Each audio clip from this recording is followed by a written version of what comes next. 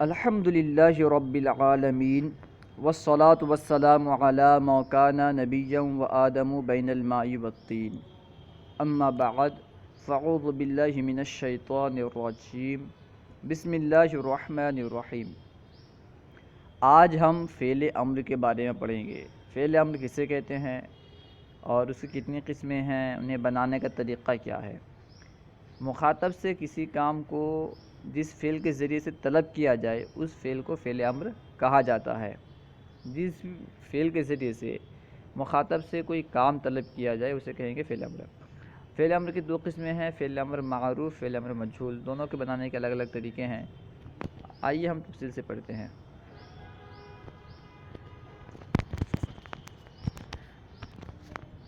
سبق نمبر 13، فعل امر کا بیان۔ یہاں سے فعل امر کی تعریف بیان کر رہے ہیں۔ فعل امر کی تعریف: وہ فعل جس کے ذریعے مخاطب سے کوئی کام طلب کیا جائے۔ جس فعل کے ذریعے سے مخاطب سے کوئی کام طلب کیا جائے اسے کہیں گے فعل امر۔ جیسے مثال دیکھیں، افعل، کر تو ایک مرد۔ یہاں پہ دیکھیں، یہاں پر مخاطب سے کام کو طلب کیا جا رہا ہے، تو یہ ہے فعل امر۔ تنبیہ: فعل امر کی دو قسمیں ہیں، نمبر 1 فعل امر معروف، نمبر 2 فعل امر مجہول۔ فعل امر کی دو قسمیں ہیں، معروف اور مجہول۔ ان دونوں کو بنانے کے الگ الگ طریقے ہیں۔ پھر امر حاضر معروف اور امر غائب و متکلم معروف بھی الگ الگ طریقے سے بناتے ہیں۔ یعنی یہ دونوں طریقے تو الگ الگ ہیں، فعل امر معروف ایک الگ ہے اور فعل امر مجہول ایک الگ ہے۔ انہیں الگ الگ طریقے سے بناتے ہیں۔ پھر معروف کے اندر غائب بھی ہے، حاضر بھی ہے اور متکلم بھی ہے، تو انہیں بھی الگ الگ طریقے سے بنایا جاتا ہے۔ سب سے پہلے فعل امر حاضر معروف بنانے کا طریقہ کیا ہے، فعل امر حاضر معروف کس طرح بناتے ہیں، اس کا طریقہ بیان کرنے لگے ہیں۔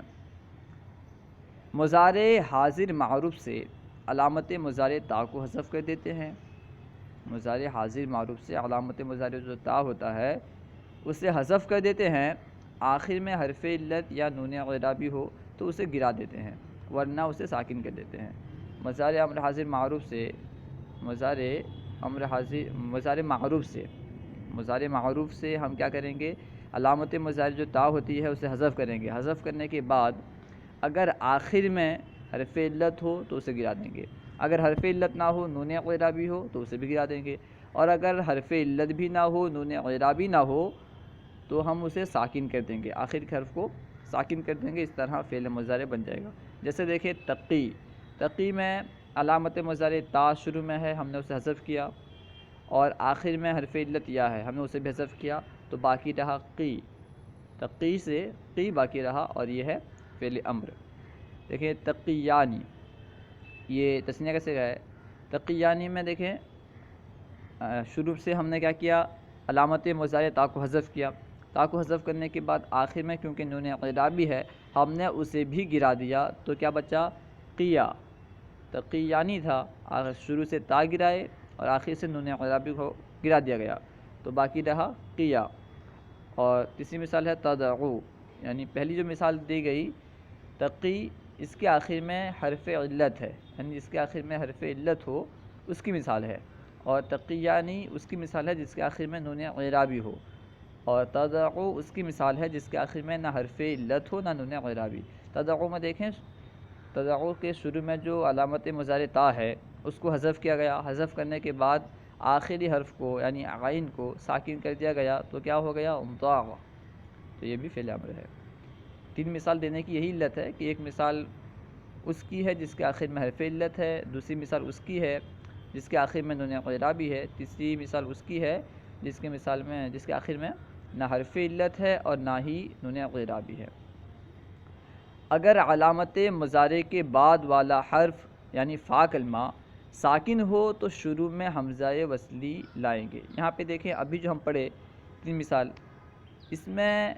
علامت مضارع کے بعد والا حرف یعنی فا کلمہ ساکن نہیں تھا بلکہ متحرک تھا۔ تقی میں دیکھیں فا کلمہ قی ہے، قاف ہے، قاف متحرک تھا، اسی طرح تقیانے میں بھی قاف متحرک تھا، اور تدعو میں بھی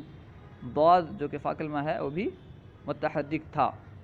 یعنی علامت مضارع کا بعد والا حرف، علامت مضارع کا بعد والا حرف جو ہے یہ متحرک تھا۔ لیکن اگر علامت مضارع کے بعد والا حرف متحرک نہ ہو تو اس وقت کیسے ہم کریں گے؟ اگر علامت مضارع کے بعد والا حرف متحرک نہ ہو اور ہم شروع سے علامت مضارع تا کو حذف کر دیں تو پھر ابتدا بھی سکون لازم آئے گا، اور ابتدا بھی سکون درست نہیں ہے، محال ہے، ساکن سے ابتدا کرنا محال ہے۔ اسی وجہ سے ہم اس کے شروع میں حمزہ وصلی کا اضافہ کریں گے۔ وہی فرما رہے ہیں اگر علامت مضارع کے بعد والا حرف یعنی فا کلمہ ساکن ہو تو شروع میں حمزہ وصلی لائیں گے۔ فا کلمہ کا ساکن ہو تو شروع میں حمزہ وصلی لے آئیں گے تاکہ ابتدا بھی سکون کرنا لازم نہ آئے۔ پھر اگر مضارع کا عین کلمہ مضموم ہو تو حمزہ وصلی کو ضمہ ورنہ کسرہ دیں گے۔ یہ بتلا رہے ہیں کہ ہم حمزہ وصلی تو لے آئیں گے، اگر علامت مضارع کے بعد والا حرف متحرک نہ ہو، ساکن ہو تو ہم حمزہ وصلی لے آئیں گے، لیکن حمزہ وصلی میں کون سی حرکت دیں گے؟ تو اس کے بارے میں بتلا رہے ہیں کہ اگر مضارع کا عین کلمہ مضموم ہو یعنی اس پہ ضمہ ہو تو علامت مضارع کو بھی علامت جو فعل امر ہے یعنی حمزہ وصلی کو بھی ہم کیا کریں گے؟ ضمہ دیں گے۔ اگر مضارع کا عین کلمہ مضموم ہو تو ہم حمزہ وصلی کو بھی ضمہ دیں گے، اور اگر عین کلمہ ضمہ نہ ہو بلکہ کسرہ ہو یا فتحہ ہو تو ہم حمزہ وصلی کو کسرہ دیں گے۔ دونوں صورت میں، چاہے کسرہ ہو یا فتحہ ہو، دونوں صورت میں ہم حمزہ وصلی کو کسرہ دیں گے۔ مثال دیکھیں، جیسے تنصرو سے انصر، تنصرو میں دیکھیں، تنصرو ہم نے تنصرو سے تا کو گرایا جو کہ علامت مضارع ہے، تنصرو سے ہم نے تا کو گرا دیا کیونکہ وہ علامت مضارع ہے، اور تنصرو کے بعد جو حرف ہے نون، یہ فا کلمہ ہے، ساکن ہے، کیونکہ ساکن سے ابتدا نہیں کیا جا سکتا، ساکن سے ابتدا کرنا محال ہے، اسی وجہ سے ہم نے حمزہ کو لایا، اور حمزہ لانے کے بعد ہم نے دیکھا کہ تنصرو میں جو عین کلمہ ہے یعنی صاد ہے یہ مضموم ہے، اسی وجہ سے ہم نے حمزہ پہ بھی ضمہ دیا تو انصر ہو گیا، کیونکہ آپ نے پڑھا آخر سے تو حرکت کو گرانا ہی ہے، ساکن کرنا ہی ہے، اگر حرف علت ہو تو اسے گرا دیں گے، کیونکہ آخر میں یہاں پہ جو را ہے یہ حرف علت بھی نہیں ہے، نون اعرابی بھی نہیں ہے، اس لیے اسے گرایا نہیں گیا بلکہ ساکن کر دیا گیا، تو اس طرح تنصرو سے انصر ہو گیا۔ دوسری مثال دیکھیں، تضربو سے اضرب، تضربو میں علامت مضارع تا ہے، ہم نے اس کو گرایا، تا کو گرانے کے بعد دیکھا کہ فا کلمہ ضاد ساکن ہے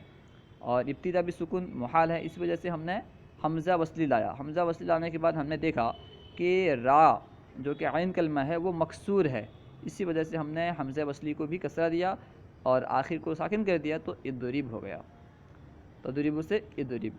اور تفتح سے افتح، یہاں پہ دیکھیں ہم نے تا کو حذف کیا، تا کو حذف کرنے کے بعد تا یعنی جو علامت مضارع ہے اس کو ہم نے حذف کیا، حذف کرنے کے بعد ہم نے دیکھا کہ فا کلمہ جو فا ہے وہ ساکن ہے، اسی وجہ سے ہم نے کیا کیا، شروع میں حمزہ وصلی کو لایا، حمزہ وصلی لانے کے بعد ہم نے دیکھا کہ عین کلمہ یعنی تا یہ مفتوح ہے، تو آپ نے پڑھا کہ چاہے وہ مکسور ہو، عین کلمہ چاہے مکسور ہو یا مفتوح ہو، حمزہ وصلی کو کسرہ دینا ہے، اسی وجہ سے ہم نے حمزہ وصلی کو کسرہ دیا اور آخر کو ساکن کر دیا، ہا کو ساکن کر دیا تو تفتح سے افتح ہوا۔ تین مثال دینے کی علت یہی ہے کہ پہلی مثال اس کی ہے جس میں عین کلمہ مضموم ہے، پہلی مثال جو تنصر ہے یہ اس کی مثال ہے جس میں عین کلمہ مضموم ہے، اور دوسری مثال تضرب اس کی مثال ہے جس میں عین کلمہ مکسور ہے، تیسری مثال اس فعل کی مثال ہے جس میں عین کلمہ مفتوح ہے۔ یہاں سے فعل امر غائب اور متکلم وغیرہ بنانے کا طریقہ کیا ہے اسے بیان کر رہے ہیں۔ فعل امر غائب و متکلم معروف بنانے کا طریقہ، فعل امر غائب و متکلم معروف کس طرح بنائیں گے وہ طریقہ بیان کر رہے ہیں۔ مضارع غائب و متکلم معروف کے صیغے سے پہلے لام امر لگا دیں،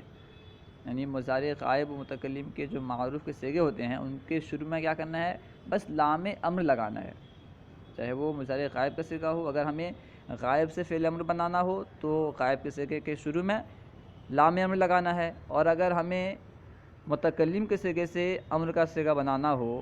تو پھر ہم اس کے شروع میں مضارع کے شروع میں مضارع متکلم کے شروع میں لام امر لگا دیں گے۔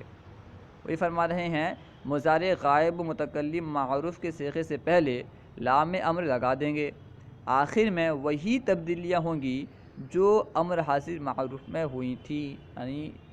امر حاضر معروف میں جو تبدیلیاں ہو رہی تھی آخر میں وہی تبدیلیاں یہاں بھی ہوں گی، یعنی اگر آخر میں حرف علت ہو تو گرا دیں گے، اور اگر نون اعرابی ہو تو اسے بھی گرا دیں گے، اور اگر حرف علت یا نون اعرابی میں سے کچھ بھی نہ ہو تو پھر آخر کو ساکن کر دیں گے۔ یہاں بھی ایسے ہی ہوگا، جیسے دیکھیں مثال یدعو سے لی یدعو، یدعو سے لی یدعو، دیکھیں یدعو یہ واحد مذکر غائب کا صیغہ ہے، تو ہم نے کیا کیا، اس کے شروع میں لام امر کا اضافہ کیا تو کیا ہو گیا لی یدعو، آخر میں کیونکہ واو تھا جو کہ حرف علت ہے اسی وجہ سے ہم نے واو کو گرا دیا تو لی یدعو ہو گیا۔ دوسری مثال دیکھیں یدعوانی سے لی یدعوا، یدعوانی یہ تثنیہ کا صیغہ ہے، تثنیہ مذکر غائب کا صیغہ، ہم نے کیا کیا کہ اس کے شروع میں لام کا اضافہ کیا، لام امر کا اضافہ کیا، اور آخر میں کیونکہ نون اعرابی تھا اور نون اعرابی گر جاتا ہے، نون اعرابی کیونکہ امر حاصل معروف میں بھی اگر آخر میں نون اعرابی ہوتا تھا تو اسے ہم گرا دیتے تھے، یہاں بھی آخر میں نون اعرابی ہے تو اسے گرا دیں گے، تو یدعوانی سے جب شروع میں لام امر داخل کریں گے اور آخر سے نون اعرابی کو گرا دیں گے تو کیا ہو جائے گا لی یدعوا، یہ تثنیہ کا صیغہ۔ تیسری مثال یضرب سے لی یضرب، یضرب میں دیکھیں یہ واحد مذکر غائب کا صیغہ ہے، ہم نے کیا کیا کہ شروع میں لام امر کا اضافہ کیا اور آخر میں نون اعرابی بھی نہیں ہے، حرف علت بھی نہیں ہے، اس وجہ سے ہم نے اسے ساکن کر دیا تو یضرب سے لی یضرب ہو گیا۔ تین مثال دینے کی یہی وجہ ہے کہ پہلی مثال اس کی ہے جس کے آخر میں حرف علت ہے، دوسری مثال اس کی ہے جس کے آخر میں نون اعرابی ہے، اور تیسری مثال اس کی ہے جس کے آخر میں نہ حرف علت ہے اور نہ نون اعرابی ہے۔ یہاں سے امر مجہول بنانے کا طریقہ کیا ہے اسے بیان کر رہے ہیں۔ فعل امر مجہول بنانے کا طریقہ، فعل مضارع مجہول سے پہلے لام امر لگا دیں گے، یعنی فعل مضارع مجہول سے پہلے ہمیں کیا کرنا ہے، بس لام امر لگانا ہے تو یہ فعل امر مجہول بن جائے گا، اور آخر میں وہی تبدیلیاں ہوں گی جو بیان ہو چکی، یعنی اگر آخر میں حرف علت ہو یا نون اعرابی ہو تو گر جائیں گے، اور اگر ان میں سے کچھ بھی نہ ہو تو ساکن کر دیں گے۔ وہی فرما رہے ہیں فعل مضارع مجہول سے پہلے لام امر لگا دیں گے اور آخر میں وہی تبدیلیاں ہوں گی جو بیان ہو چکی، جیسے یدعا سے لیدعا، دیکھیں یدعا یہ واحد مذکر غائب اور مجہول کا صیغہ ہے، واحد مذکر غائب مجہول کا صیغہ ہے، اس کے شروع میں ہم نے کیا کیا کہ لام امر کا اضافہ کیا، لام امر کا اضافہ کرنے کے بعد ہم نے دیکھا کہ آخر میں حرف علت یا ہے تو اس یا کو ہم نے گرا دیا تو یدعا سے لیدعا ہو گیا۔ یضربانی، یضربانی یہ تثنیہ مذکر غائب کا صیغہ ہے، تثنیہ مذکر غائب مجہول کا صیغہ ہے، اس کے شروع میں ہم نے لام امر کا اضافہ کیا اور آخر میں نون اعرابی کیونکہ ہے اسی وجہ سے ہم نے نون اعرابی کو گرا دیا تو یضربانی سے لیضربا ہو گیا۔ نوٹ، فعل امر معروف و مجہول کے آخر میں بھی نون ثقیلہ و خفیفہ لاحق ہوتے ہیں، جس طرح مضارع کے آخر میں نون ثقیلہ اور نون خفیفہ داخل ہوتے تھے اسی طرح امر حاصل معروف اور مجہول کے آخر میں بھی نون ثقیلہ اور نون خفیفہ آتے ہیں، داخل ہوتے ہیں۔ صلو علی الحبیب صلی اللہ تعالی علی محمد، ہمارے یوٹیوب چینل فیضان درس نظامی کو سبسکرائب کریں۔